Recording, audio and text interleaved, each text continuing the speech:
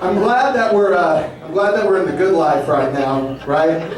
I love being back in the good life. Nebraska is a good place to be. I'm actually really happy to be back in Nebraska because I went on vacation in Colorado recently. Went to Colorado. I was visiting some college friends there. My college roommates moved to Colorado after school because they don't know who they are or what they want to be when they grow up.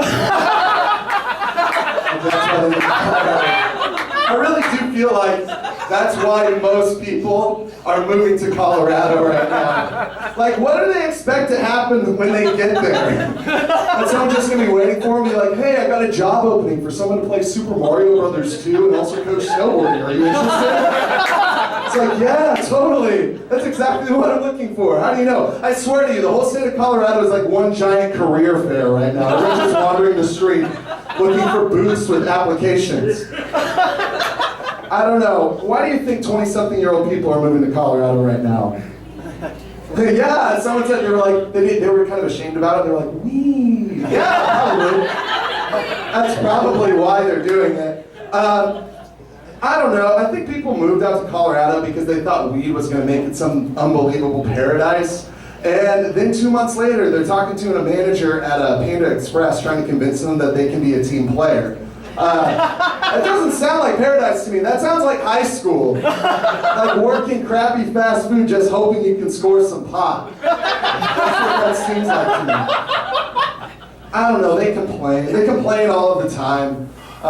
We all complain though, don't we? We're very dissatisfied people. And we all complain in our own way. I don't know if you've ever noticed this. Everyone has their own way of complaining about something. People tend to use the same like tone and cadence when they're stating a complaint. Like my favorite way that people have of complaining, one of them at least, is, have you ever heard someone that uses words that are technically polite, but the tone they use is so vicious, it's like they're about to take a bite out of someone? This is the classic guy at Starbucks who's been waiting 10 minutes on his latte, and he's getting furious, and he goes up to the counter and he's like, excuse me, I'm not trying to be rude right now. I'm not trying to be rude right now. And the teenage barista behind the counter is like, totally, like I get it, like you're not being mean at all. Like, it seems like you're being rude, but actually I feel like you love me and care about me. You hear that a lot when people are at Starbucks. The other way people have of complaining that I think is hilarious is, have you ever heard someone who complains about something, but they're like apologizing about it as they're complaining about it, like it was their fault? Like this is the classic person at the restaurant who gets the wrong plate of food and has to send it back. You hear this all the time. They're like, oh goodness. Shoot, I'm sorry guys. I'm gonna have to talk to the waitress. Karen! Waitress's name is Karen, right? Karen! Can you come over here, please?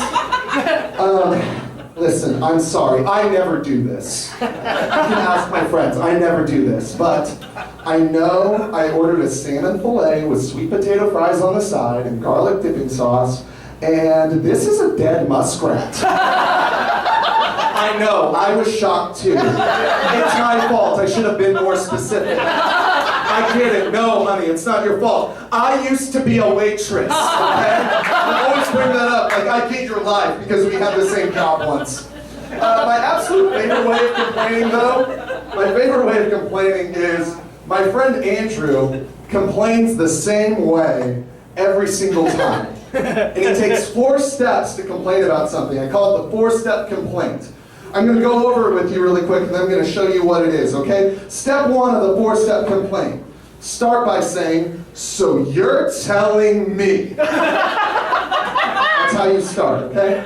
Gets people's attention, lets them know you're upset. If you're really upset, you can take it up the octave and be like, so you're telling me. That's step number 1, okay? Step number 2, and this might seem strange, but bring up the moon landing, okay? Either you don't think it happened or how little technology has progressed since then. You need to bring up the moon landing in some fashion. Step 3 is really simple. Simply state your grievance, right?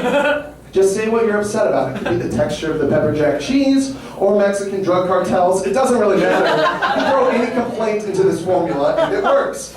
Step number 4 is my favorite though, and that's to say a word that sounds negative but people aren't totally sure what it means. Right? This is the classic inconceivable from The Princess Bride, right? I keep on using that word. I don't think it means what you think it means, right? Like, so you need to say a word that sounds negative, but people are going to have to use a thesaurus just to be sure. And so this is what the 4-step complaint actually sounds like in practice, but just to review, so you're telling me, bring up the moon landing, state your complaint, negative sounding word that no one knows what it means. Okay, here we go.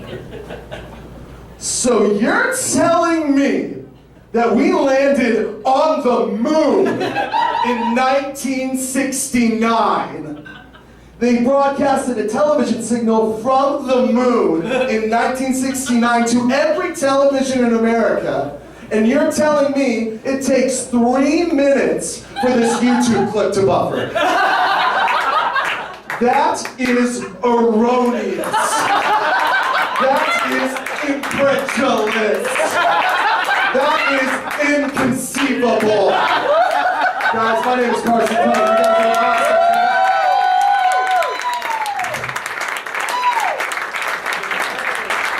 Carson Tuttle, everybody, let him hear it.